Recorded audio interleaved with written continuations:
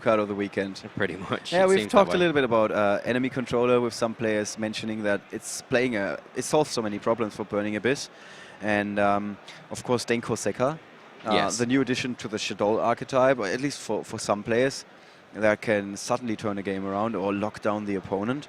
And well, the big new card, well, it's not a new card per se, but the first time we've seen it was the Clearforge Towers so far. Yeah, yeah. It's one that not many Clearforge players will play, simply because it's not a pendulum monster and it can't really be easily searched as easily as all of the others, of course. The other minor innovation that we have seen in Clearforge was Jake Quincy running Laser Clip. Yes, which we then never saw come out. So we can't really make any comment on that. Yeah, but there was a second player in the top 8, a German guy, I don't remember the name right now, who also played Laser Clip. So maybe that is one of the secret ingredients of making the Clearforge work. Well, being able to normal summon an extra time with Clearforge is a really powerful, powerful technique there. All right, so here we have the opening 5 of Daniele Stella with a scout, the all-important scout, the most important card of the deck. Let's bring that guy up for you guys. It's a normal monster, but also a spell card. We call it a pendulum monster. And when you play it in your pendulum zone, which is a little bit like a field spell zone, but for these particular cards, for the pendulum monsters, you get the pendulum effect. And you cannot special summon monsters except Clee monsters. And this effect can never be negated. And once per turn, you can pay 800 life points to search your deck for a Clee card. But Luigi is kicking things off here. Yep, Dante has come down with the standard play for a first turn Burning Abyss, the best play generally. And he's sending a Vanity's Emptiness to the graveyard. You call it the defining card of the format. Yes, it's the Floodgate card, stops any sort of special summons. Right. The card that makes sure that the opponent cannot flood the field. We, or at least the community, the Yu-Gi-Oh! Universe, so to speak, likes to call them floodgates. And the first time I heard this word was early yesterday morning, and I've heard it over the course of those 2 days 23 times. Yeah. Every other interview, somebody was like, yeah, I got this floodgate, and so I'm like, okay, so it's a thing now. Well, Floodgate cards are basically just cards that stop you playing Yu-Gi-Oh!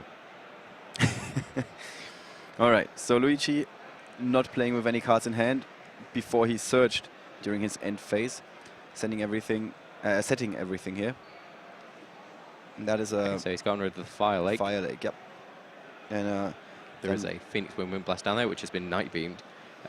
This could be... Daniele taking out the back row, the complete back row of his opponent. And now we're going to see Clearforge Scout. And Scout pays 800. Yep. And also one thing, like these upstart goblins, they tend to be hurting yourself in a way when your opponent gets more life points, and then he can get another search from the Clearforge Scout, for example. Yes. I mean, it used to be that people weren't playing Upstart Goblin due to Soul Charge being very, very big in the format, especially being set at 3. But now that there's actually only one Soul Charge allowed in a deck at any one time at the moment, people thought that it was safe to come back. It wasn't safe to go back into the waters. So what's going to be the follow-up for Daniele here? I'm not too sure. There could be a lot of different things that they're kind of looking for at the moment. The Sacrifice, probably one of the better cards to get at this moment in time. So there is the Sacrifice. Is he going to start attacking? Or is he going to continue setting up some pendulum plays here? I mean, the best thing that he's probably going to do is what he's doing now, which is summoning the disc, twickering it with the Sacrifice, using it to attack over the Skarm. Skarm is going to get the effect at the end of the turn, but that doesn't seem to bother him too much. Nope. Now, that, of course, means that if that disc is going to get destroyed, he's going to get a search, so even if the Scout leaves the field, he doesn't have to worry too much. He's still definitely going to be able to search and set up some more plays later on. And he's got a Vanity's Emptiness face down, the card we mentioned before. So this could prove a problem for Luigi if he doesn't find something to destroy it. Because if there's one thing that Burning Abyss does well, it's special summoning a bunch of monsters all in one turn. Yes, yes it is. Now, that Dante can just be a little bit bigger. than the disc. And Luigi having so many Malebranche in the hand, he's missing something to be able to discard them. Like a card like Phoenix Wing Windblast, for example, or Karma Cut. He can, however, just, well, attempt to special summon them. But I assume that when one goes down, that Vanity's Emptiness is going to see play. And he's going through his deck real quick. Just checking what options he still has available to him. He's just playing Vanity's Emptiness straight up. He's not even leaving it to chance. I think deck destruction is a real thing in this format, with Burning Abyss milling half the deck to the graveyard anyway. Yeah. Maybe we're going to see that next time after we've seen Nurse Reficule this weekend.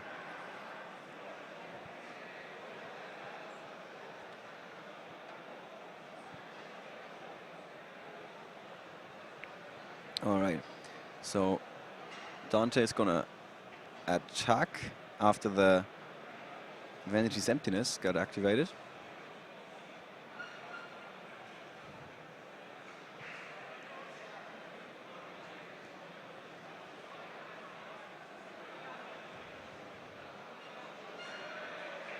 But in case you're wondering why that monster is staying on the field, that Clifford disc right there, that's the effect of sacrifice.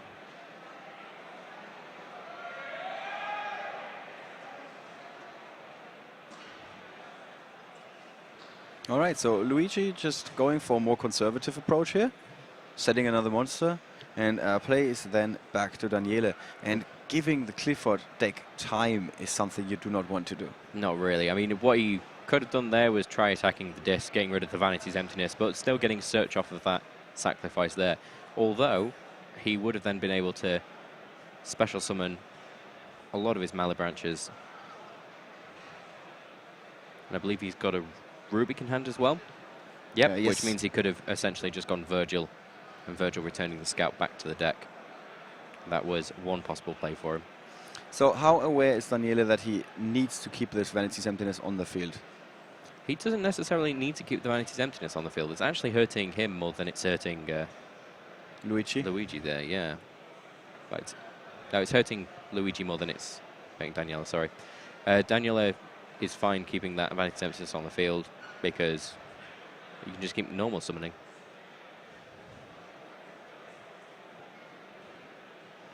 Right, so the two cards in hand that he's shuffling frantically are the Disc and the Scout. Another copy of Scout. Sometimes you actually see players activating a second Scout. Sometimes. But it's not what you prefer to do. No. No, it's nice to get that last little bit of search off just to be able to pop off. Yeah. And it's also not that you can, because you can actually do that with field spell cards, that you can tribute one that you have on the field to play another one. This is not possible with the Burning Abyss, with the Pendulum Monsters. Yeah. So no easy way to get a second activation. There's a skill drain.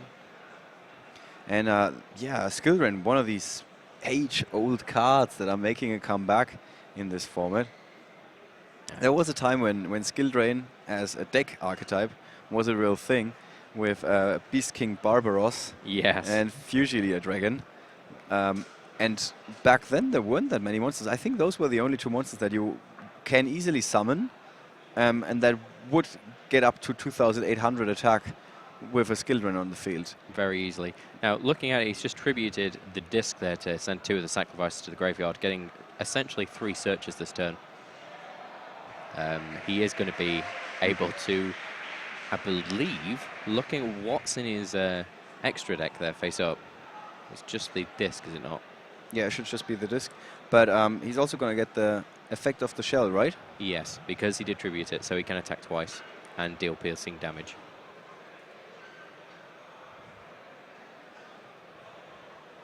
So you mentioned this before. This is the alternate win condition of the Clifford archetype. Yeah, it's basically if you can't really special summon, which is what your win condition is with the disc, is basically being able to bring out a lot of other guys, being able to play shell, and just attacking twice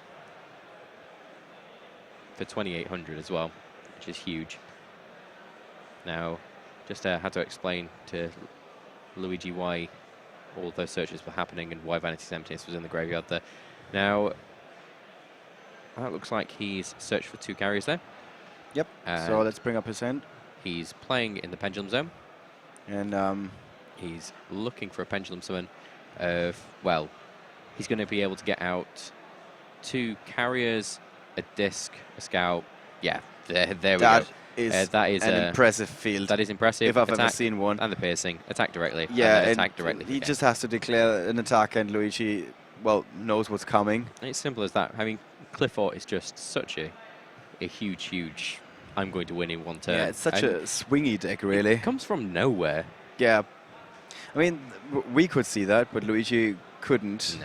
No. He was, unfortunately for him, he didn't draw any trap cards to defend himself here. So very little interaction for him to defend himself against this big player of the Clifford deck. Yeah, I mean, I'm looking at just seeing if I caught what was being sided in there. I believe that he's thrown in the Monarch Storm 4th and the Shadowing Imprisoning Mirrors, which, yeah, he's going to definitely work out for him there. I mean, we already talked about Luigi's side deck choices earlier. He's also playing the Ochama trio that we have seen quite often this weekend in the side deck. No, he's got 3 Twister as well, which is just going to be a nice little extra bit of removal.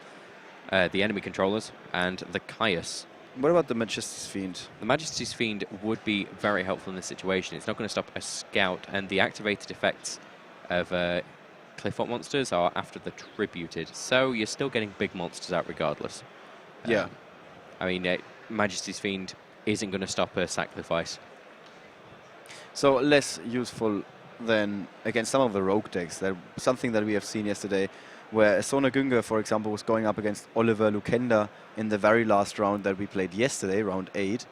And in the first game, Oliver Lukenda had a Herald of Ultimateness. Ultimateness, yeah. The Herald of Ultimateness. And Diffusion in the second game to make sure that Omar, who was playing Burning Abyss, who was playing Shadol, yeah, of course, Shadol, could never deal any damage with his big fusion monsters. Now let's see what's in hand there. So, Daniele Stella has the Skill Drain, Clifford Helix, Sacrifice, Compulsory Evacuation device there, and a Shadow Imprisoning Mirror, which he's sided in for this. Yeah, not that surprising. Some players went as far as main decking it, because they expect to play against dark monsters half the time anyway. We've got a Rubik, 2 Graphs, a Seer, and a Twister. And there's an unsurprising first move. So I'm predicting a Dante hitting play. Dante's just come out there. And that would be a Graph sent to graveyard.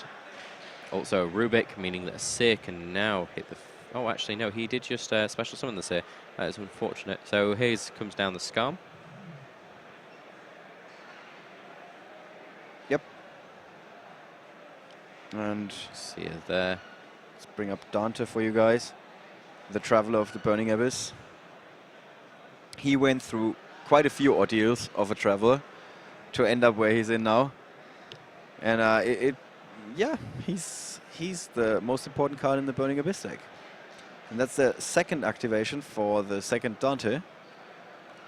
2 copies now on Luigi's side of the field. And he sets a Twister, has Graph in hand, and now he goes searching for the effects of those discarded Malebranche. So the big question is, can Daniele again assemble such a big field? Not on the first turn. He's missing the Scout. Yeah. For starters. And also the Shadow Imprisoning Mirror is not going to do that much against Dante because that is a light monster. That's correct. Night Beam is getting rid of the Twister. So that's not going to be as much an issue later on. So he's definitely going to be able to flip the Skill Drain and get something out of it. At least from judging by the cards that Luigi is holding on to so far. Actually, that's a very interesting one, because if he waits with the Skill Drain until Dante is trying to attack into that Helix there. That would be pretty big. But isn't it something like an obvious bluff? Yes and no. Yes and no.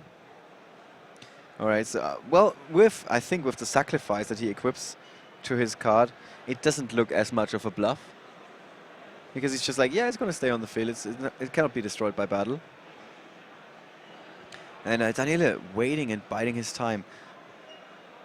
this is interesting that he... Discarding all of his seers immediately. Would it have been a good idea to flip...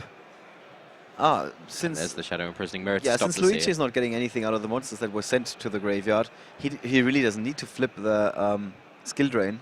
And also it doesn't prevent Dante from sending cards to the graveyard anyway. Well, it really depends whether he wants... it's more if Dante tries to attack into that Helix. Yeah, if he activates that the would skill be drain, a that very, would very big play. increase it to 2,700 attack. But I think that Luigi might go for a Tour Guide first. And Possible. I think that Tour Guide will be met with the skill drain. Yeah. Is there a chance that he goes for Tour Guide in main phase 2? Oh my god, he is. And He's just letting the damage happen. That's not a problem, because now he's waiting just to see what happens in main phase 2. so he's saving the skill drain. Also, he's in a way he's telegraphing, I don't have a skill drain by doing that. Yeah, kind of. And Luigi might be falling for that. No, he's not. He's just playing it safe. Very interesting. All of these choices that Daniele doesn't decide to flip the skill drain. But again, Luigi is letting it go long against Clifford. And since he doesn't have anything in the pendulum zones there, it does mean that he can just bring out a rank 4. That's happens very, very rarely. Yeah. I mean, he's really thinking about it. What did he draw into? He drew into a carrier. Ah, okay. So carrier is coming down. Carrier is 4. Wow, we've seen Exceed Summon from a Clifford deck. Yeah. That's the first time this weekend. So something that we should bring up again. Castel. Castel completely. Castle is amazing against Dante because it denies it the effect to... He finally has the scout as well. Yeah, to search something from... bring back something back from the graveyard because Dante doesn't get sent, doesn't get destroyed, doesn't get sent to the graveyard. And this is really interesting. Daniele's play was flawless in my opinion. He's not going for that premature skill drain. Yeah, it was really good. I mean, he's able to return one of those Dantes back to the deck now. And just completely stop it. Yeah, in its tracks. Very interesting. So he's down on Yep, 6, and there's 8. 2 back to the deck. And still, Luigi is now wondering what are the face down cards for Daniele. He might be expecting a Vanity's Emptiness, I think. It's very possible. He is able to pendulum summon. I don't believe that the pendulum monsters would have gone to the graveyard if they're detached as materials. But I'm not too sure on that one. That's Yeah, I'm getting not any ruling. 100% either. So a Graph is being special summoned, and A Graph's being special summoned there, as is another Graph. Just really thinking about what...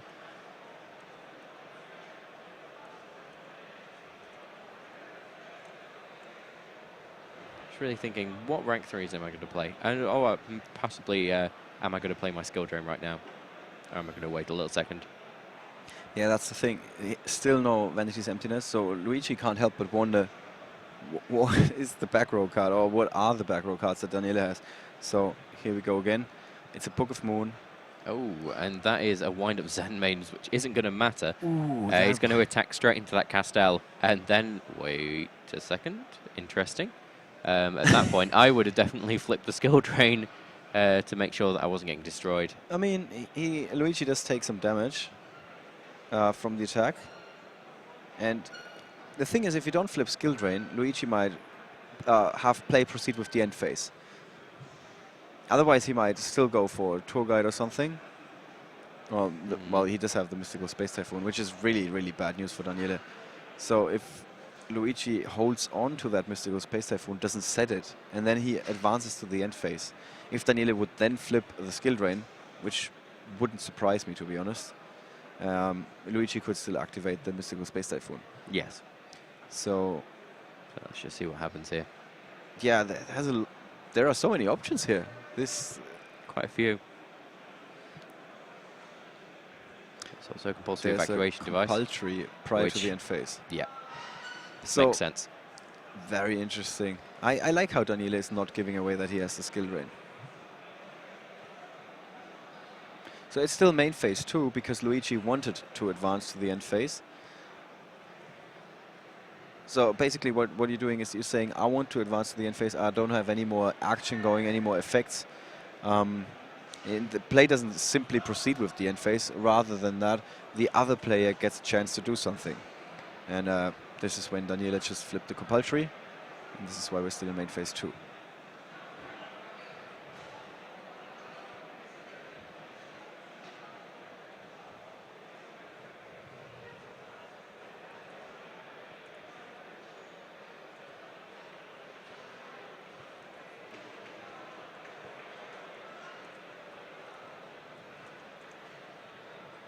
All right, so Luigi is done with his turn, it seems.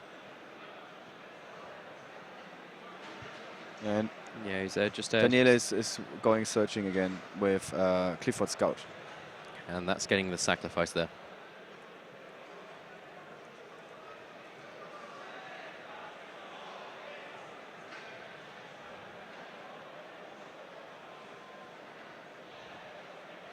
And he's tributing. Wow.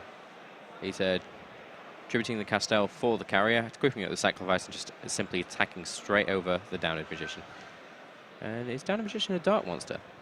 Or is it a light monster, sorry? Downed magician. Let's bring that card up for you guys. I believe it's a light monster. No, it's dark, so its effect was negated in the first place, so it was still on 2,100 attack. So that means a little bit more damage that Luigi has to take here. Although, sorry, is it activated effects shown in Prism Mirror? Yes. Yes, so I don't believe that would be the case. Yes, there is no semicolon in the card text, so it's a continuous effect. Similar to Chinzo, which is one of the cards that some people have been playing this weekend. Yes. So the old cards really making a reappearance. And that graveyard is already massive. Or is that the deck? I can't tell anymore. It's so confusing sometimes. Well, it's got Xyz monsters in it, so it must be the graveyard. Must be the graveyard. Yeah, and there we see the Twisters. All of these cards, or half of these cards, being sent there with the effect of the Dantes. Okay, so Dante grabbing that Seer back to hand. Yeah, he's a gold digger, and he was digging through that deck quite fast, and he found quite a few treasures. So Luigi drawing for his turn here. That's Mystical Space Typhoon in his hand, together with a tour guide from the Underworld, and 2 Malebranche of the Burning Abyss. Yeah, that's a Night Beam that he's got set there as well, just as a bluff card, I would assume. Yeah, I think he just wants to make sure that if Luigi goes for some sort of removal, that he doesn't hit the skill drain. And I don't think that's too unlikely that Luigi would go for the second card, because the skill drain has been sitting there forever. He'd go for the other card if he were to activate his Mystical Space Typhoon. I get a point. The Shadowing and Imprisoning Mirror is one of these main targets. He currently can't really do anything with any of the cards in his hand. I mean, he can bring out one. He can bring out a Dante, but then no graveyard effects would happen.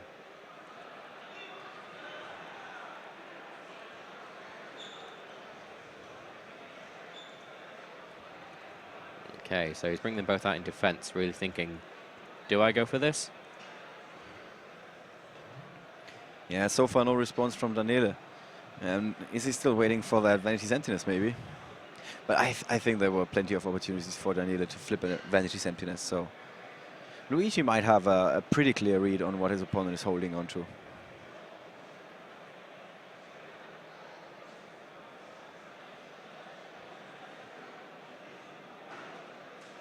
There's Book of Moon.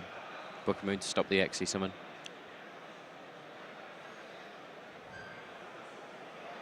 And that means that Luigi is left with a tour guide from the Underworld and a Mystical Space Typhoon.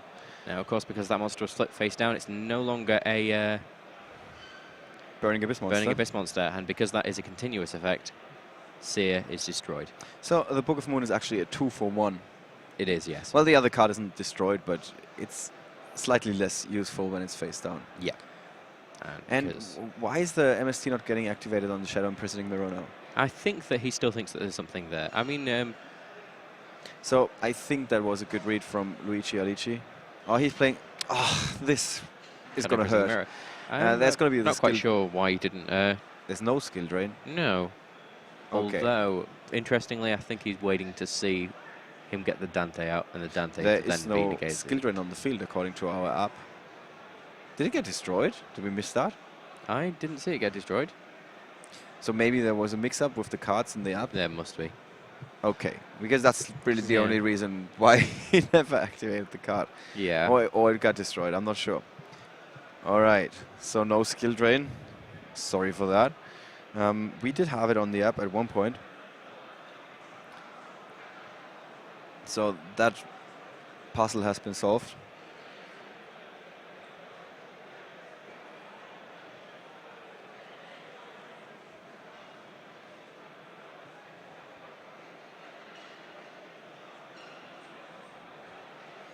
And there we see an attack from Luigi with, again, a wind-up Zen Mains.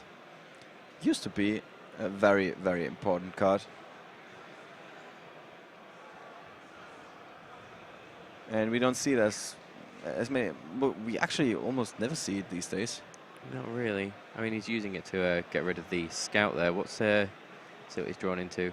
Yeah, so Daniele's got a Night Mystical Beam in Space hand Typhoon. and a Mystical Space Typhoon. Let's just make that 2 Mystical Space Typhoons. Really not helping him right now. Yeah, he needs to find a way to get rid of the carrier. Or, well, I mean, he could destroy his own sacrifice. Is that going to be a good play? Yes, because then he'd be able to go and get a scout. And then the scout could, of course, go and get something else, and then... And with 6,800 life points, that doesn't seem like the worst plan. He also does have some face-up pendulum monsters in his extra, on top of his extra deck, right? Something that he could definitely do here is make a 101 Silent Honor Arc. He does go for the scout. No surprise so far. That's messed up the idea of him going for the Exy summon then.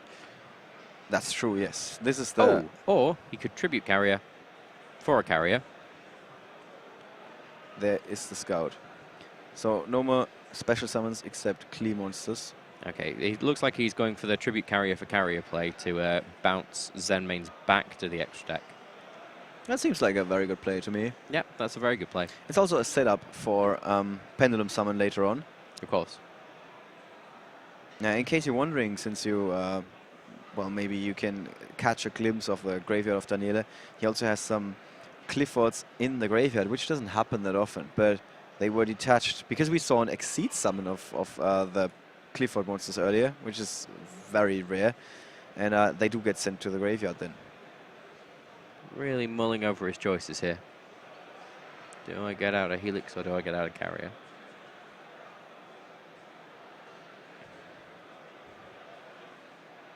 And that is the second carrier.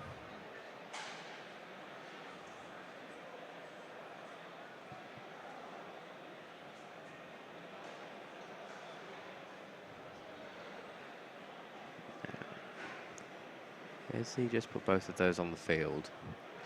Especially because one of them is actually remembering now a 6-star. Just make sure there's a proper shuffle there of his opponent's deck. And there's the bounce. He sets the Night Beam as a bluff again. And play is back to Luigi, who really needs to draw something here. With just the Scar Male Branch of the Burning Abyss face down on his side of the field. And Daniele has already won the first game, so there is a chance that this is already the last game. Ooh, and Raigeki hits the field. Skarm, of course, not actually being able to do anything there, so what's he drawn into here? Raigeki buying Luigi a little bit of time, but Daniele, you can tell that he's suddenly playing faster again. He immediately writes down 800 life points because he's going to search for that scout. And no, what he's going to get here is a disc. Disc has got 1 on its pendulum scales there, so I believe he's thinking, I could definitely pendulum summon at this point. What was it that he's got face down? He's got a Night Beam there, and he's got a Vanity's Emptiness in his hand.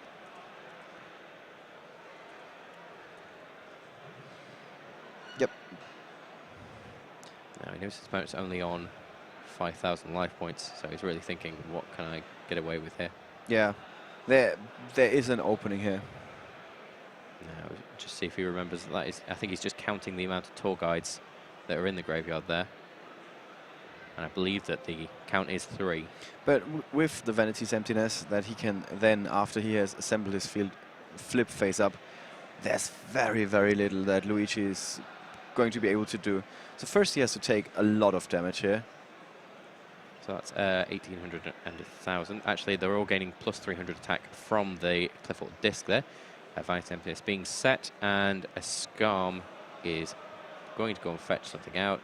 Yeah, and again, this is not the deck list of Daniele. No, this is his field. Something we see quite often with the Clifford deck, where you're wondering, like, wow, how come that there are so many cards on the table? Yeah. Now, he's got a Rubik there to hand. I think what he's really hoping for is he draws any of his Burning Abyss monsters there to be able to special summon. Virgil. And, yeah, special summon any of his other Burning Abyss monsters with it. But the big problem is that Luigi needs... He drew into... That's a spell card? Yeah, I don't think it helps currently. Let's find out. No, it's definitely not a monster. Otherwise we would have seen some other play. Yeah, it is a spell card, just waiting there. So he's set Scarm... Rubik Malebranche of the Burning Abyss. And I think that concludes his turn, doesn't it? Yep, and that also... Twister. So he can get rid of the Scout, but if he gets rid of the Scout, he loses another 500 life points. And with such an impressive field... Yeah, I think he's... oh, actually, none of his monsters can currently get rid of the... Actually, yes, they can. Well, they're all on 21... Sorry, just doing math. No, they're all on 2100 attack, so none of those monsters can actually destroy Rubik currently. And with the Scout now gone, they are falling, right? Well, let's see what he's drawn into. If that's any of his larger monsters, he's essentially won this turn. Yeah. Never before have these 2,100 death been so relevant, haven't they? Although it is also possible that he's just drawn something like a... Oh, he's just drawn a Mystical Space Typhoon, so he's thinking, get rid of my own disc, special something, summon something from there. Look at that. He's looking at his extra deck thinking, I can actually summon something from here. Yeah, this is always scary when the Clifford player starts looking through his extra deck. You're like, what? How in the world is this happening to me? And the top card is, of course, a Gaga Cowboy. Yeah, it wouldn't quite do it. Nope. There would be 300 life points remaining for Luigi. And but interesting that Daniele immediately identified that line of play, of course. So this is his deck, his field at the moment with the Vanity's Emptiness and the Night Beam. And he takes another look. He's really thinking about it. He knows that it's a Rubik, but he doesn't quite understand. I don't think he realizes that Rubik is 2,100 defense. There's an attack. Okay. So I think he was just testing to make sure. Okay, main phase 2. He's going for that.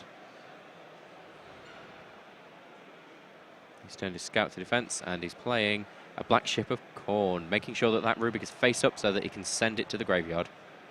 That's a good line of play, in my opinion. Now, Luigi again and needs he also to draw then loses something. 1,000 life points as well. UBO for Luigi. What did he draw? We can't see it quite now. There's the Black Ship of Corn. Let's bring that up. It's a Foolish Burial, which is actually going to be a bit used. No, he's not. He's looking through his deck and he's like, I don't have anything in here. Yeah. oh, he is not happy.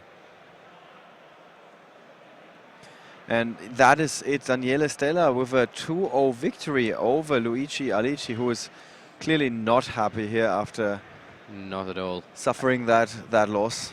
Yeah, and but a good showing from him. Yeah.